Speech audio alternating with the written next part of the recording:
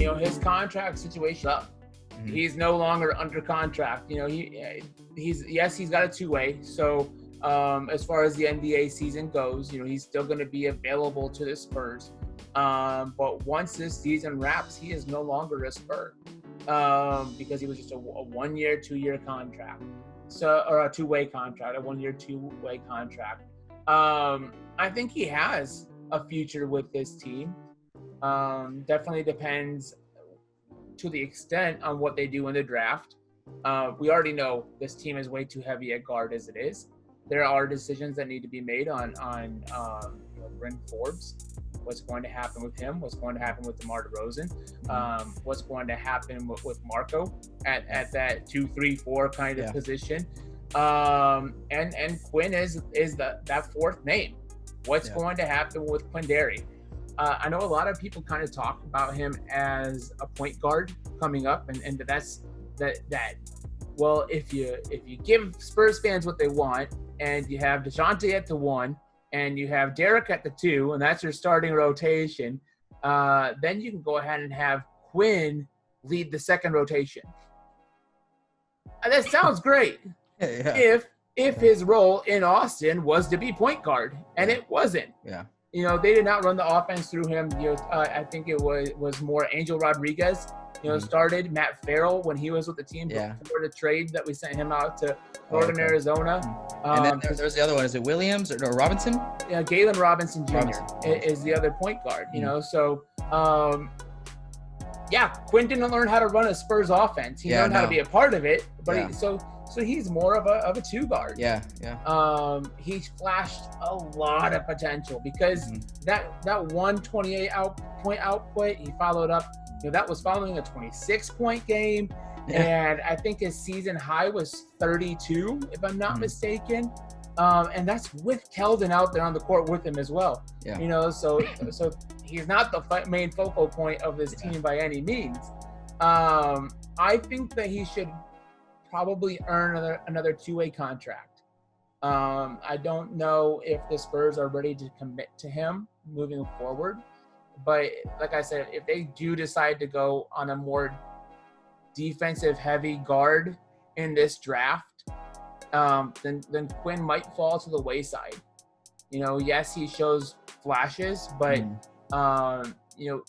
it really depends on what prospect they bring in. And I've talked with Benjamin Bornstein of Project Spurs about what we could do at the 12 spot, 10, 11, 12 in the draft, if that's where the Spurs land in this lottery.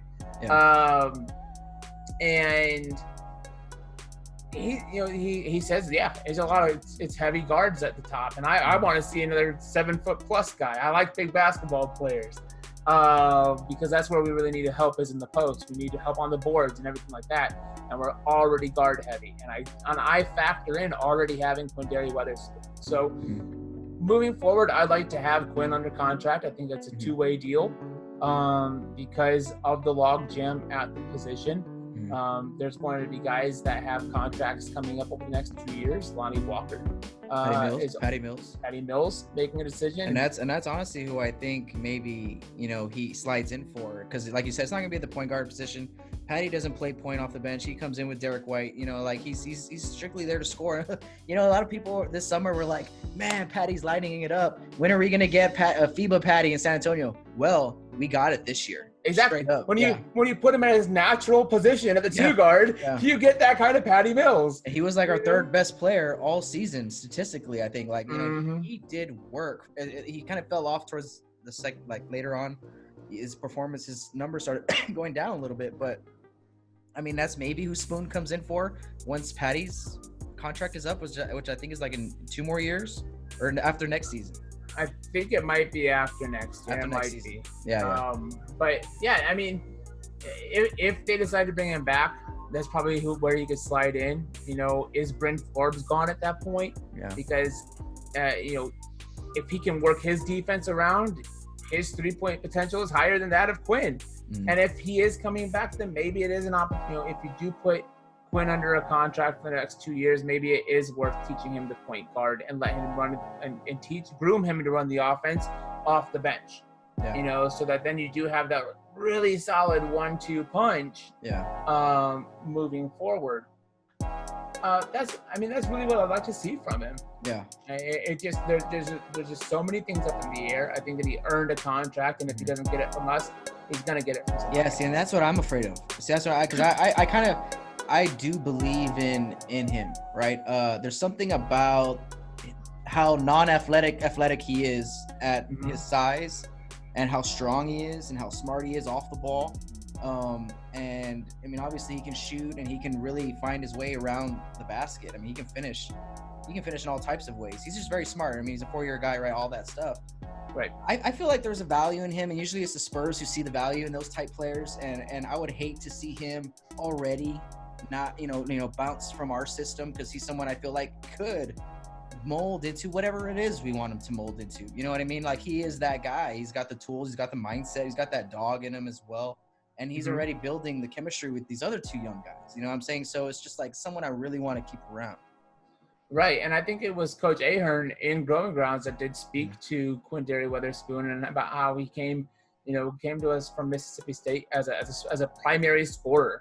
That's what they asked him to do. And we asked a little bit more of him, or a little bit less of him, more to step in the background and become part of the system that is Spurs basketball. He distributed very well. Yeah. He led the team in assists, if I'm not mistaken. He averaged, he was just behind Galen Robinson Jr. stats-wise, but both of them had 5+ assists per game. He is one of those double-double potential guys, just off the guard position. So he flashes potential for the point guard moving forward, but the Spurs have to decide making an investment in him. And that can speak volumes from how the team handles the draft whenever that happens. Yeah. No, definitely. If the Spurs take a guard in the first round, it's pretty much like, I don't see Quinn Derry maybe sticking around. That speaks to definitely if they take a guard in the first round, then Bryn Forbes is all but gone. Yeah. Right. They're because his contract is up. Yeah. They're not bringing him back. Which I think would be the greater travesty to watch him leave than it would be to watch Quinn leave. Oh, absolutely. Because times 20. Yeah. Like they're just Right. Like, I mean, Quinn, he's a more complete basketball player. He's better at defense and everything like that than Bryn Forbes is, but it's a 3-ball NBA. Shooting, man. I know. I was like, shooting. That's why losing Davis was like, oh, because it was like, dude, no matter how terrible he was in the playoffs on defense, you cannot. Shooting is the best asset in this league. And he was one of the best to do it all season. You don't just let him walk.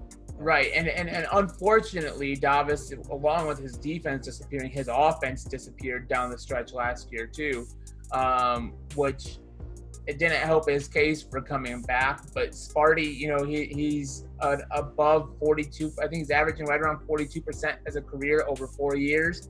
Why not bring that back? Except for when you look at he's undersized as a 2 guard. But I think that the big thing with him is the same thing with Patty Mills. We just had him at the wrong spot. Roll. Right? Roll.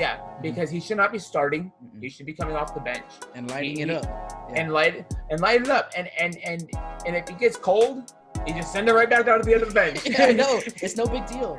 Exactly. So, and that's the value where having him and Quinn Derry at the same time because if Sparty's not feeling it that night and Bryn's not feeling it that night, you send him down to the end of the bench, bring Quinn in, and you've got a complete basketball player out there, a guy who knows how to score and take over a game if he needs to, based on his time at Mississippi State. Like you mentioned earlier, we saw flashes of it in Austin where he could take over a game. And the repertoire, the relationship that he brings to the next level, having played with Keldon. Like I said, I don't think Luka's going to be there quite yet, y'all. But Quinn and Keldon have a relationship to be able to build off of then in bench minutes.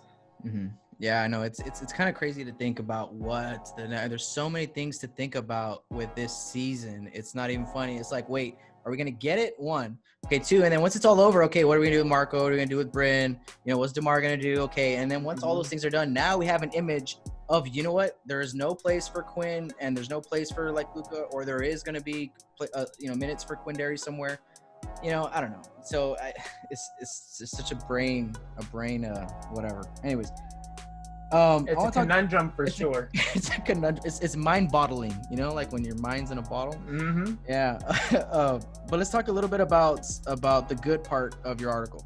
And what I liked about it, there's a line in here that you wrote that you said you applaud them for understanding that the concept is the kind of content that fans want, and it's transparency. The Spurs have operated under cloak and dagger and the Spurs way, but non-contention doesn't buy the privacy that titles do, especially in 2020. And I love that, because I was like, dude, yes, there has to be some type of shift in the mindset of the content that we get. And you know what? I loved this. I'd love to see more of this type of stuff, as it evolves. But I feel like these young guys like Quinn Derry, they're all on Instagram and they're all doing these things. I don't feel like they would object to being a part of content like this. And I feel like it's something we need to see more of moving forward, and we can't just stick in our old ways the way that you put it here. I totally agree. Right. This is the age of brand imaging.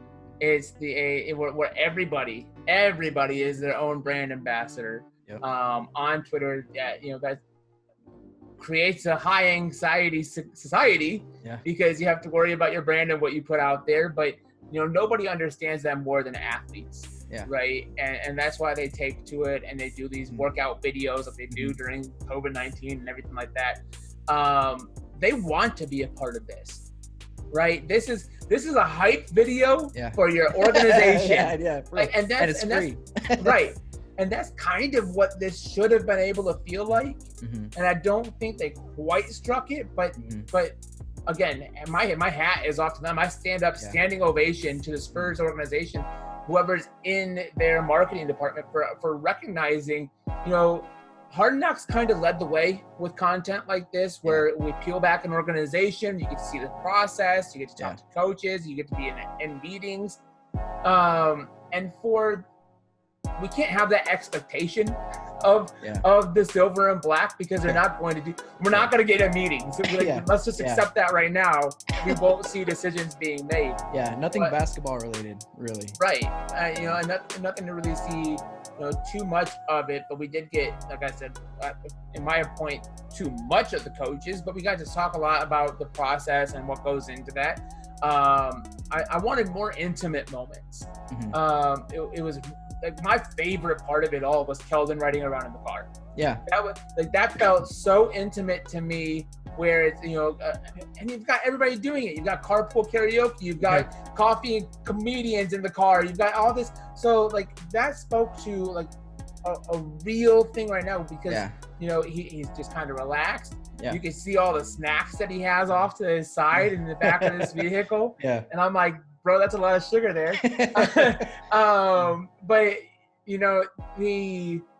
that level, and I wanted that from everybody, but we didn't get that from everybody. Yeah. We had the moments with Jeff Ledbetter and Luka Šamanić in somebody's apartment, it looked like, shooting darts. But it felt very forced. Yeah.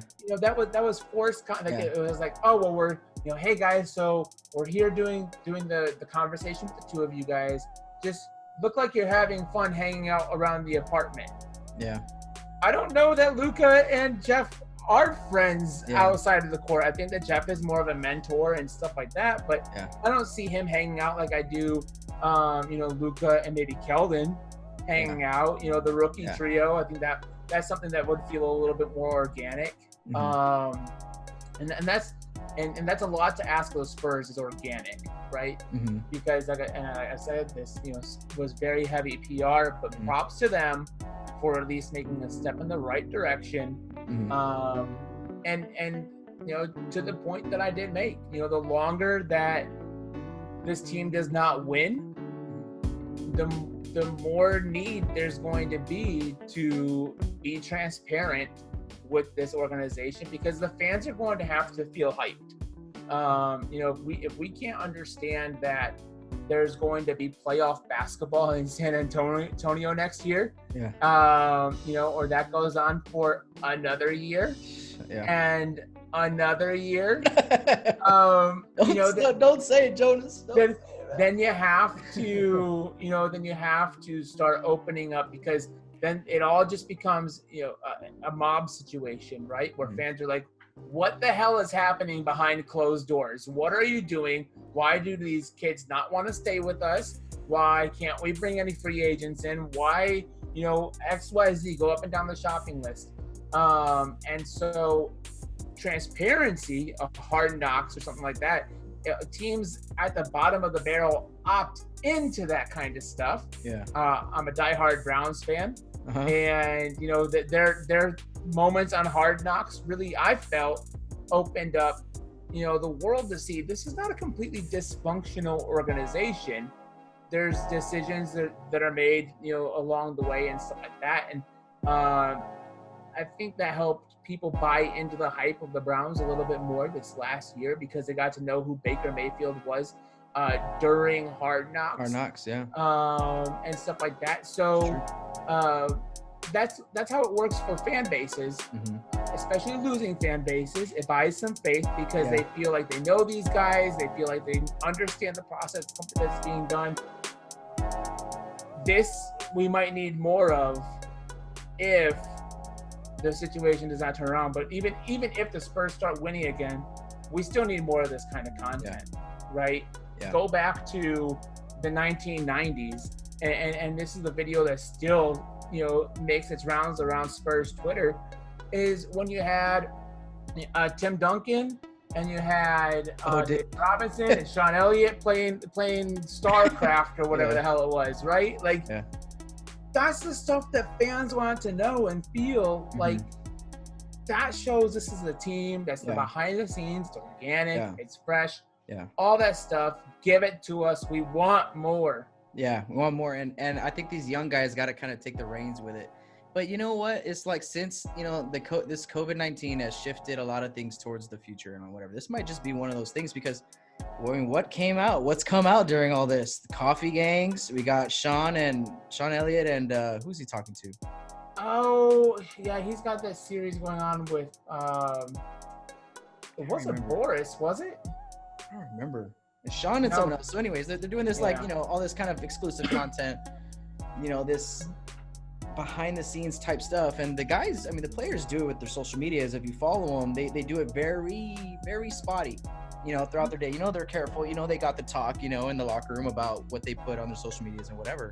Right. But at the same time, we need more of it. We need more of just whatever it is they're going to allow them to do. We need more of it, right? Let us buy in. I love the comparison to Baker Mayfield. It's like, I could be totally wrong, but you guys really bought into him and loved just the kind of dog and the mindset that he had, even though it was a little bit like young and stubborn, but it was always in the right direction. You know what I mean? It was always like moving forward. That's at least my take from the beginning of last season. You know what I'm saying? Like the beginning of it. For the most part, Cleveland still bought into him, by the way. Okay, good. But it helps because we feel like we know this guy. Yes, right? Exactly. Mm-hmm. That's what helps the situation. Yeah, and that can benefit the Spurs moving forward in today's era of people. And what type of people are playing this game for you now? It's not the people that were in the 90s or in the 2000s, No, it's going to be a new wave of person that we're going to be having on the court. And we got to facilitate to those type of people, So. Right, and they like to feel like they're stars, right? This is like MTV Cribs, show off your organization. And they want that stuff because that helps their personal brand that they take everywhere else. And if you want to talk about the importance of branding, just look at, Danny Green is now on the cover of GQ magazines and stuff like that, right? Yeah. And I understand that, and that's been a talking point from Spurs that from Spurs fans projecting on Spurs players that one of the reasons they leave our city is because they don't get attention. They're not in the limelight. They want more for their brand. Opportunities like this say that our organization has bought into you. Our fans can buy into you. We'll give you attention. We're not just gonna make you a Spur on the court. We're gonna make you a Spur off the court. You will be a local celebrity in San Antonio. we're gonna treat like that. Yeah. And they do a good job. They do it with, putting them in places to, do signings or, an HEB commercial or whatever. Right, but that's all PR. Yeah, right. That's all PR. Like that's not content. You're right. Right. Yeah. Even putting Derek White, he did a stop at the Wing Stop over here on my side of town. Right. I'm in the northwest side. It was back in like February or whatever, and he was at a Wing Stop. A Wing Stop sponsors the Spurs. Yeah. And he was just doing an autograph situation. What felt real was when DeMar DeRozan opened up his Comp 10 line out at the rim, cool. Mm-hmm. and like out of nowhere he had Rudy Gay out there, and these guys just showed up. Yeah, that felt real, yes. But it wasn't Spurs led. Yeah, right. That wasn't done by the Silver and Black. No. That was done by DeMar DeRozan's people. Yeah. So if the Spurs can hop on this train, because like I said, this is not they were spot on with reading the temperature of Spurs fans, and for the rap that they get for being so far out of tune, they still won't give us Fiesta jerseys. They still won't, they still won't let the guys just run up and down the court. All these other things, they nailed it with this. Yes. But we still need more. This is a step in the right direction. Yes. Give us a little bit more of it because we want to know our team and our players. Absolutely. Jonas, thanks for dropping by, man. And why don't you tell everyone that's watching right now where they can find you and where they can read all your stuff? I appreciate it, Roberto. At JarkClonus on Twitter. It's right here in my little name tag, if y'all can see that. At JarkClonus on Twitter. And at Project Spurs. I have right now with COVID-19 going on, I have stories coming out every other Tuesday, Wednesday-ish. And once we can get back to the world picking up, and the news cycle speeds back up, we'll try to get that out weekly, but on Project Spurs. You can just search in the search bar, Jonas Clark, which is my name, and find all the stories that I've written, one on DJ Boston, Drew Eubanks. I just got done publishing out with Michael De Leon on Project Spurs to put out the year in review for the Austin Spurs. So check that out. Make sure to go check out everything that Jonas got going on, guys. Spurs Nation, thank you for tuning in and stopping by. My name is Robert Trejo Jr. You can find me at Bucking Spurs across all social medias and on anywhere you get your podcasts or YouTube. All right, so thank you, Spurs Nation, for joining us today. It's been a lot of fun. Jonas, we got to do this again, man. Let's do it. All right, go Spurs, go. Go Spurs, go. All right, man.